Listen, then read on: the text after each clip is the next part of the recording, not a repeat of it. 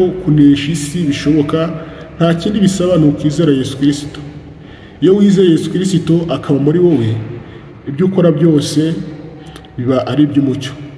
Ijambo ry'Imana ritubwira muri Yohana, ubutumwa bwiza uko bwanditswe na Yohana mu bice 15 umurongo wa mbere ugeze ku wa 5 muzahasome, ariko hatubwira neza uburyo Yesu Kristo ari byose kumufite. Reka tuhasome kugira ngo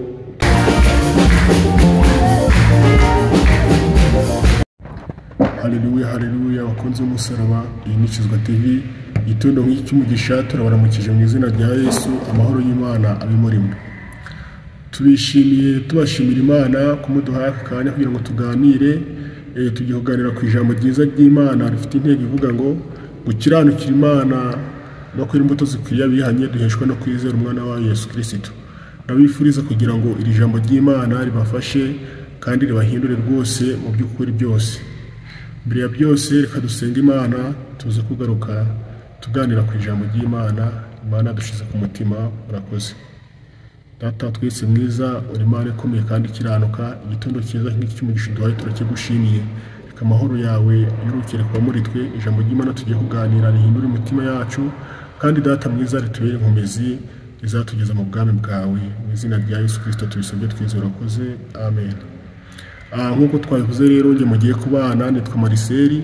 Tugiye kuganira ku ijambo ry'Imana ryiza rifite intego ivuga ngo gukiranukira Imana no kwera imbuto zikwiriye abihanye duheshwa no kwizera umwana wa Yesu Kristo. Nk'uko twari tubivuze, abavandimwe ba Kristo, inshuti z'umusaraba, igihe tugezemo ni igihe kigoye. Isi ya none ni isi igoye, ni isi icuza umwijima, ariko twebwe nk'abamenye umwami wacu Yesu Kristo tugomba gushikama, tugakomera, tugakora iby'ubutwari byose kugira ngo tuneshe isi. Muri iki gihe urebye ubona abakristo benshi bari kuva mu byizerwa bagasubira inyuma, bakibagirwa inzira y'umusaraba. Ariko twebwe nk'abantu bamenye Imana tugomba gushikama, tukabamanga, tugashikama rwose, tugakomera. Umuririmbyi w'108 mu ndirimbo zo gushimisha nawe yavuze neza ngo ndi umukristo kandi nzahora ndiwe. Tugomba kuba abakristo rero kugeza ku rwego isi ibona ko turi abakristo b'ukuri. Ijambo ry'Imana tugiye kwifashishwa rero twifashisha kugira ngo tumenye neza uburyo twabasha kwera imbuto zikwiriye abihanye, n'ibyo dushobora gukora kugira ngo twere izo mbuto no kugira ngo dukiranukire Imana. Tugiye kurisanga muri Yohana, urwandiko rwanditswe na Yohana wa mbere ibice 5 guhera ku murongo wa mbere turasoma wa 5 n'uwa 10. Aho ngaho haraza kutwereka neza uburyo tugomba gukiranukira Imana, twera imbuto zikwiriye abihanye, bikaturinda kuba abizerwa ku Mana. Reka dusome mu izina rya Yesu. Yohana wa mbere, urwandiko rwanditswe na Yohana wa mbere ibice 5 umurongo wa mbere wa 5 n'uwa 10 naho turasoma. Haranditse ku murongo wa mbere ngo uwizeye wese yuko Yesu ari Kristo niwe wabyawe n'Imana, kandi ukunda wese yabyaye akunda n'uwabyawe nayo. Ku murongo wa 5 haranditse ngo ninde unesha iby'isi keretse uwizeye yuko Yesu ari umwana w'Imana. Ku murongo wa 10 haranditse ngo uwizera umwana w'Imana aba afite uko guhamya muri we, naho utizera Imana aba yise umunyabinyoma, kuko atemeye iby'Imana yahamije ku mwana wayo. Haleluya, haleluya. Ijambo ry'Imana riratubwiye ngo ninde unesha iby'isi. Kugira ngo uneshe iby'isi nta kindi kiguzi bisaba. Icyo bisaba ni uko warizeye umwana w'Imana, ukizera Yesu Kristo nk'umwami n'umukiza w'ubugingo bwawe. Ibyo ngibyo bigushoboza kwera imbuto, bikagushoboza kunesha isi, kuko Yesu Kristo nawe ubwo yanesheje isi atsinda Satani, azukana kunesha, ubu ari mu ijuru mu iburyo bw'Imana. Iyo umwizeye rero aguha ubutwari n'ubushobozi bwo kunesha isi. Iyi si rero yuzuye imidugararo, yuzuye ibyaha byinshi, abantu baracika intege, barahura n'ibigeragezo bikabanesha. Ariko tubazaniye ijambo ryiza rikubwira ko kunesha isi bishoboka, nta kindi bisaba ni ukwizera Yesu Kristo. Iyo wizeye Yesu Kristo akaba muri wowe, ibyo ukora byose biba ari iby'umucyo. Ijambo ry'Imana ritubwira muri Yohana, ubutumwa bwiza uko bwanditswe na Yohana mu bice 15 umurongo wa mbere ugeze ku wa 5 muzahasome, ariko hatubwira neza uburyo Yesu Kristo ari byose kumufite. Reka tuhasome kugira ngo tuze kumva neza. Ku murongo wa mbere haranditse ngo ndi umuzabibu w'ukuri kandi data ni nyirawo ukorera uwuhingira, ngo ishami ryose ryo muri we ritera imbuto arikuraho, ryera imbuto ryose ajyanganyaho amahage yaryo ngo rirusheho kwera imbuto. None mumaze kwezwa n'ijambo nababwiye, mugume muri jye nanjye ngume muri mwe, nk'uko ishami ritabasha kwera imbuto ubwaryo ritagumye mu mizabibu, niko namwe mutayibasha nimutaguma muri jye. Yesu Kristo ni umuzabibu w'ukuri, kandi data ni nyirawo uwuhingira. Nshuti z'umusaraba bakunzi ba Kizwa TV, ngo Yesu niwe uvuze neza ngo nimuguma muri jye nanjye nkaguma muri mwe, n'amagambo yanjye akaba muri mwe, umusabe icyo mushaka cyose muzagihabwa. Kwizera Yesu ni ukwemera ukareka byose, ukikorera uwawe musaraba ukamukurikira. Uko iyo umaze kumwizera amagambo yakaba muri wowe, nawe araza akaba muri wowe, mukabana ibihe byose mukagendana. Icyo gihe rero aragufasha mu bikugerageza, agusubizamo intege nshya, akaguha ihumure, akaguhumuriza. Ibyo bigatuma urushaho gukomera, ntuhungabanywe n'ibigeragezo by'iyi si, gutega ubwoba n'imiraba y'iyi si. Uko benshi bahura n'ibigeragezo bagacika intege bakabivamo, ariko ukomeye mu byo kwizera, wizeye Yesu Kristo, icyo gihe Imana iramushoboza rwose.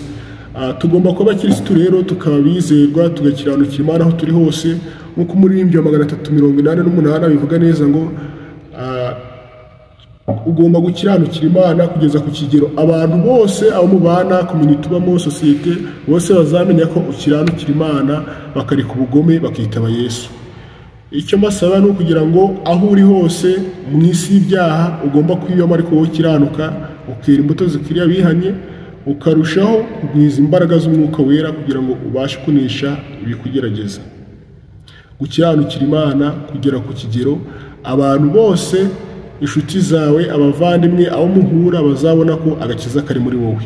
Hari abantu benshi rero muri iki gihe cya none bakunda kubyitiranya ngo agakiza kaba ku mutima, ugasanga yikora ibyo ashaka akavuga ko agakiza kaba ku mutima. Ariko inshuti z'umusaraba, gukiranukira Imana birashoboka, kuko hari ingero nyinshi z'abatubanjirije bakiranukiye Imana, bagendana nayo, kandi urugendo barurangiza amahoro cyangwa se barusoza amahoro. Aho twabonamo nka Enoki, umugabo wagendanye n'Imana imyaka 300, akiranuka, akorera Imana, nta cyaha Imana imubonaho, ari umukiranutsi ukomeye, kugera ku kigero Imana yamuhembye kumujyana mu ijuru adapfuye. Niyo mpamvu natwe rero tugomba gukiranukira Imana, kuko Yesu yavuze ngo muzamenyera ku mutobera. Ntabwo agakiza kaba ku mutima gusa rero, agakiza ahubwo kagaragarira buri wese. Kuko niba wera imbuto warakijijwe, uri umukristo w'ukuri ufite agakiza, ugomba gukiranukira Imana ku buryo uwo muhuye wese mu nzira nawe yibona ko, akakubona ko ukiranuka, uri umukristo. Twe kujya rero tubivanga ngo tuvuge ngo gukiranukira Imana ngo agakiza kaba mu mutima, ibindi byo ngo wapi, oya. Ahubwo gukiranukira Imana ni ukumaramaza, ugahunga ibyaha, ukareka iby'isi byose ukabishyira ku ruhande, ahubwo ugahitamo gukizwa byuzuye. Yesu Kristo akaguha imbaraga zo kunesha ibikugerageza, uko Yesu ni byose umufite. Iyo umufite rero arakubashisha. Icy'ingenzi cyakwemeza ibyo ni uko nawe ubwe yaje mu isi yambaye umubiri w'umuntu, anesha isi, Satani n'umubiri, ndetse atsinda urupfu. Ibyo natwe tugomba kubishingiraho, tugatera ikirenge muke, tukagira umutima mwiza nk'uwari muri Kristo Yesu. Kuko umutima wari muri Kristo Yesu wari umutima ukiranuka, umutima w'urukundo, umutima umuziranenge, kuko nta cyaha na kimwe yigeze akora. Mu Baroma ibice 12 guhera ku murongo wa mbere niho hatubwira neza ko tugomba gukiranukira Imana, ntitwishushanye n'ab'iki gihe. Umutanga imibiri yanyu ibitambo byiza byera bishimwa n'Imana, kandi ntimwishushanye n'ab'iki gihe. Ku murongo wa 2 hatubwira tugomba gukiranukira Imana, tukareka kwishushanya n'ab'isi. Isaha itujyanye ntaba ari itujyana, ahubwo tukarushaho twebwe kunesha iyi si. Mu Befeso ibice 10 haratubwira neza ngo kuko turi abo yaremye turemeye imirimo myiza muri Kristo Yesu, Imana yiteguriye kera kugira ngo tuyigenderemo. Bavandimwe, inshuti z'umusaraba bakunzi ba Kizwa TV, Imana yaturemye kera ituremeye imirimo myiza iyo yiteguriye kugira ngo tuyigenderemo. Ntabwo Imana yaturemeye gukora ibyaha, ahubwo Imana yaturemeye imirimo myiza. Kuko hari abantu benshi babyitiranya bakavuga ngo ibyaha byose ngo byarababariwe, ngo Yesu yaje mu isi ngo apfira ibyaha byose ngo birababarirwa. Oya, ntabwo ariko biri. Yesu yaje mu isi kugira ngo umwizera wese azakize ubugingo bwe, kandi kugira ngo ibyaha by'abari mu isi bose byezwe n'amaraso ye. Ntabwo byari bivuze ngo ibyaha byose birababariwe ngo umuntu nagenda kuri ibyo ashaka, nk'uko bamwe babitekereza muri iki gihe, babyitiranya bakabikora babyica, bakavuga ngo ugomba gukora ibyaha kuko ibyaha byose byarababariwe. Oya, ntabwo ariko bimeze. Ahubwo Yesu yaje mu isi kugira ngo abe igitambo kizima cyo kugira ngo uwizera wese akagana inzira y'umusaraba azezwe n'amaraso ye, hanyuma azabone ubugingo buhoraho. Niyo mpamvu rero tugomba gukorera Imana dukiranuka, nk'uko ijambo ry'Imana ritubwiye neza ngo gukiranukira Imana nicyo kiduhesha ubugingo. Kubera ko Imana yari ituremye kera ituremera imirimo myiza kugira ngo tuyigenderemo. Iyo Imana yiteguriye kera, kuko Imana ikijya kuturema imbere yacu yashyizeho ibyo kwera kwayo kugira ngo aribyo tugenderamo, tugendera mu mateka yayo akiranuka kandi twumvira amategeko yayo icyo adusaba. Rero iyo wumviye amategeko y'Imana nayo uyirebye usanga dushishikariza gukora ibyiza gusa.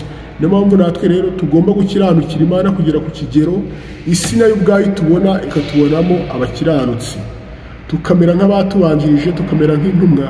Uko bararenganye, barakubitwa, baratotezwa, ariko baremera, baramaramaza. Uko barebaga ibyiringirwa bakayibona biri kure, bakabona ko bagomba kuzabishyikira uko byagenda kose. Pawulo niwe wabivuze neza ngo ndi mu isi ndasiganwa, ngo ariko ngo si nk'umuntu utazi yonjya, ahubwo ndamaramaza, ndaterana ibipfunsi simpushya, ngo ndashaka gusingira icyo Kristo Yesu yamfatiye. Inshuti z'umusaraba rero, bakunzi ba Kizwa TV, tugomba gukiranukira Imana tukera imbuto ku buryo abantu bose babona ko agakiza kari muri twe. Gukiranukira Imana rero bizana imigisha myinshi, bizana inyungu nyinshi. Ibintu byinshi muri iki gihe bitumye abantu bareka inzira y'Imana bakajya mu byaha, bakajya mu by'isi, ni ugushaka ubutunzi, icyubahiro n'ibindi by'irari by'isi. Ariko mu gukiranukira Imana harimo byose biruta ibyo ngibyo biri mu isi, kubera ko mu kuboko kw'Imana harimo byose twifuza. Iyo ukiranukiye Imana, icya mbere ubona ubukire. Mu gukiranukira Imana harimo ubukire kuko Imana ifite byose twifuza. Icya kabiri, iyo ukiranukiye Imana ubona icyubahiro. Icyo cyubahiro abantu birirwa bashaka kikababuza kubaha Imana, iyo wubashye Imana irakiguha. Kandi icya gatatu, kubaha Imana bitanga ubugingo buhoraho. Abantu benshi baha ubuzima bwiza bwo muri iyi si bibwira ko ari bwiza, ariko nyamara ari ubw'igihe gito kandi atari na bwiza. Ariko twebwe iyo wiringiye Imana ukayikorera, iguha ubukire, icyubahiro n'ubugingo, ukazabana n'Imana iteka ryose ukiranuka. Niyo mpamvu rero natwe dusaba kugira ngo dukiranukire Imana, dukorere Imana, tumaramaje, tuneshe isi kugeza ku kigero izabona ko twakira agakiza, abantu bose bagahindukira. Ngo tunganira Imana, ujye ubana nayo iminsi yose, ngo bose bazamenya kubana nayo, bareke ubugome, bizere Yesu Kristo. Inshuti z'umusaraba rero, bakunzi ba Kizwa TV, tugomba gukiranukira Imana kugera ku kigero amahanga yose amenya ko dukiranukira Imana, tukaba abavugabutumwa mu buryo bwose. Tukavuga Imana yaba mu myambarire, mu migendere, mu mikorere, mu mivugire, tukagira ibiganiro bizima byo guhamya Yesu Kristo, tuzanira abantu benshi ku gukizwa no kwera no kwakira agakiza k'Imana. Ijambo ry'Imana rero, icyo kugira ngo ibyo byose tubigereho, waba warakiriye agakiza ugasubira inyuma ugacika intege, cyangwa se waba utarabonye uburyo bwo guhura n'umuntu wakubwira ijambo ry'Imana, icyo ngusaba nta kindi, ibyo biroshe cyane. Iyo wizeye Yesu Kristo birashoboka. Icya mbere ni ukwihana ibyaha, ukiyeza kugira ngo Yesu Kristo abe muri wowe. Ibyo wifuza rero byose nukiranukira Imana izabiguha, kuko Yesu Kristo yaravuze ngo mpagaze ku rugi ndakomanga, umuntu wese niyumva ijwi ryanjye agakingura nzinjira iwe dusangire. Urasabwa rero kwizera Imana, ukava mu byaha ukareka iby'isi, kuko ibihembo by'ibyaha ni urupfu, ariko inyungu zo gukorera Imana ni ubugingo buhoraho. Hari abatubanjirije rero banesheje, bakoze ibyo gukiranuka, barakiranuka. Niyo mpamvu natwe dufite ubwo butware, dufite ubwo bushobozi. Ibyo twifuza byose tuzabibona, kuko muri 28 mu ndirimbo z'agakiza yarabivuze neza ngo niwe wabivuze neza ngo muri Yesu Kristo dufite ubutware, dufite ubushobozi ngo twizeye amagambo ye nk'uko yatubwiye. Niyo mpamvu rero natwe tugomba kuba bize abantu bazima bakorera Imana bakiranuka. Ijambo ry'Imana rero ku muntu ushaka kwakira Yesu Kristo nk'umwami n'umukiza, cyangwa se ushaka gukizwa, cyangwa se wibaza ngo ni iki gisabwa kugira ngo nanjye nakire Yesu Kristo, cyangwa se Yesu Kristo abe muri njye, icyo bisabwa ni iki? Ijambo ry'Imana riri mu byakozwe n'intumwa ibice 3 ku murongo wa 19 haratubwira ngo nuko mwihane muhindukire ibyaha byanyu bihanagurwe, iminsi yo guhemburwa ibone kwiza ituruka ku mwami Imana. Haleluya. Ijambo ry'Imana mu byakozwe n'intumwa ibice 3 ku murongo wa 19 ni kwatubwiye ngo nuko mwihane, nimumara kwihana muhindukire ibyaha byanyu bihanagurwe, iminsi yo guhemburwa ibone kwiza ituruka ku mwami Imana. Nuko mwihane muhindukire. Ugomba icyambere kwihana, ukemera ibyaha byawe byose, wamara kubyemera ukabireka, ukabishyira ku ruhande, ugahindukira. Guhindukira no kuva mu byo wari urimo ukajya ku rundi ruhande, ukava mu ruhande wari urimo ukajya mu ruhande, uvuye mu ruhande rwo gukora ibyaha ukajya mu ruhande rwo gukizwa. Icyo gihe rero umaze guhindukira, Imana irakubabarira, imbabazi z'Imana zikuzaho, ubwiza bw'Imana buba muri wowe, kubaho kwayo kuba muri wowe, kugera ku kigero abantu bose babona ko hari impinduka zaje. Uko iyo ufite Yesu Kristo nk'umwami n'umukiza, nta kuyoberanya kubaho. Umuntu wese muguye ntabwo ari ngombwa ngo mubwire ngo ngenda akijijwe, ahita abibona uko ubwiza bw'Imana bwaje kuri wowe. Ugomba gukiranuka rero iminsi yose kugira ngo iminsi yo guhemurwa ibone kwiza iturutse ku mwami Imana izwe muri wowe. Inshuti z'umusaraba dukorera Imana ntacyo tuzabura, ntacyo tuzifuza, ntacyo tuzakina tukiri mu isi. Ijambo ry'Imana mu Efeso nigero bitubwira neza ngo Imana yacu ibasha gukora ibiruta cyane ibyo twibwira n'ibyo dutekereza, nk'uko imbaraga zo zidukoreramo. Nitwizere Imana tugakiranuka, tuzabona ubwo bukire, tuzabona ubugingo, tuzabona icyubahiro turi hano mu isi, kandi tuzabana n'Imana iteka ryose. Rero reka iby'isi bigiye kutubuza kubaha Imana, ngo turarikire iby'isi, amafaranga, dukora ibyaha kugira ngo turamuke, ahubwo twizere Imana ko muri Yesu harimo byose. Iyo wizeye amagambo ye nk'uko yakubwiye, ubona uruhukiro muri we. Imitwaro yawe ikuruhije, ibibazo byawe waba ufite byose, imitwaro yose yizanira Yesu imukorere, arakuruhura kuko Yesu ashobora byose, kandi Yesu ni byose kumufite. Tubashimiye rero umwanya mwiza mwaduhaye wo kubana natwe mu ijambo ry'Imana. Ijambo ry'Imana ni ryiza, ijambo ry'Imana mujye murikunda cyane kuko rigira umumaro mwinshi cyane kububaha Imana. Reka rero dusenga Imana kugira ngo irusheho gukomeza ijambo ryayo mu mitima yacu, kandi irusheho kutwagurira kugira ngo turusheho gutera ikirenge mu cya Yesu Kristo dukiranuka, kandi twere imbuto zikwiriye abihannye. Mana nziza, Mana ikiranuka, ijambo ryiza uduhaye turarigushimiye, ushimwe kandi ushirwe hejuru. Ijambo rye rero turakwinginze kugira ngo rikomeze mu mitima yacu, tubere impamba izatugezaho mu bwami bwo mu ijuru. Ari abaryumvise none, ari n'abazaryumva mu gihe kizaza, Data mwiza, abo ngabo bose rizabere inkomezi kandi rizabahindure, kandi ubuntu bwawe buzakomeze kuba muri twe kugeza ubwo uzazira Data mwiza, uzasanga turi maso mu izina rya Yesu. Amen.